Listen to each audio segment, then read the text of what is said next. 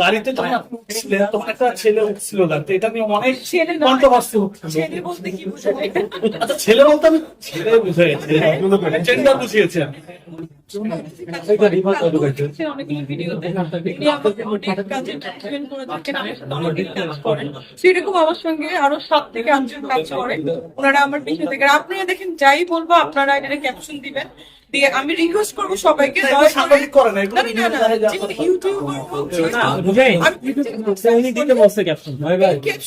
Kindly দিবেন না। মানে কেন দিবেন না? কারণ আমার ইমিউনিটি প্রবলেম হয়। আপনার যদি প্রবলেম হয় না, কিন্তু আমার বাসা থেকে আমাকে বলে এটার একটা প্রোটেক্ট করো। সো আপনারা যদি নেক্সট টাইম এরকম ক্যাপশন দেন, আমি কিন্তু কোনো বলিনি যে আমি মামলা করব। আমার ফ্যান ফলোয়ার্স, আমার কিছু ফ্রেন্ডস আর তারা তাদের এগেইনস্টে মামলা করবে, বাট নেক্সট ডে কিন্তু অফকোর্স করবো। কারণ আরেকটা জিনিস বলি, দুবাই লিখেছে, মানে যেখানে লেখা যে দুবাই, দুবাইতে কিন্তু ধরা খাওয়ার কোনো জায়গা নেই। আমি একটা হ্যাঁ রাইট, আপনারা সবাই গিয়েছিলেন একটা আমার অ্যাওয়ার্ড অনুষ্ঠান ছিল, সেটা আমার নামানো ভিডিও ছিল, আমি পরে এটা এক্সপ্লোর করেছি। তো আমার কাছে দুবাই এমন একটা জায়গা সেখানে ধরা খাওয়ার কিছুই নেই। দুবাইতে মানুষ আরো যায় ধরা দিতে, so one kind of thing. এত দুবাইতে ধরা খেয়েছে।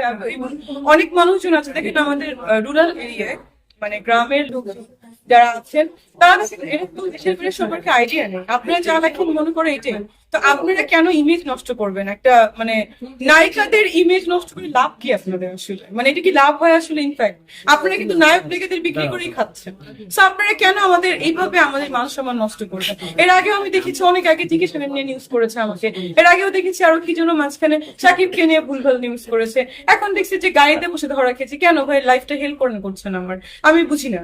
আমি কখনো কোনো পলিটিক্সও করি নাই, আমার ভালো লাগে না, আমি যাইও না টাকার বিনিময়ে কোথাও। আমি তারপরে কি বলে সেখানে একটা মানে প্রোগ্রামে গিয়েছি, গাড়িতে ধরা খাওয়া, আমার এটা কি ধরনের টপিক?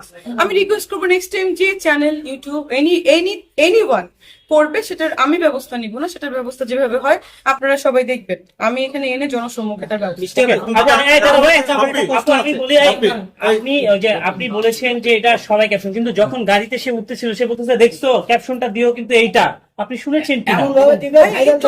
এমন ভাবে না, এমন ভাবে আপনার লোকে যদি বলে ক্যাপশন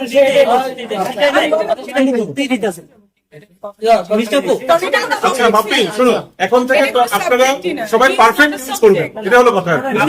পারফেক্ট ইউজ করবেন সিনেমায় একটা অভিনয় করেছেন, সাইকো নামে সিনেমায় একটা অভিনয় করেছেন, একটা কবি রিলিজ পাবে সেই বিষয়ে এই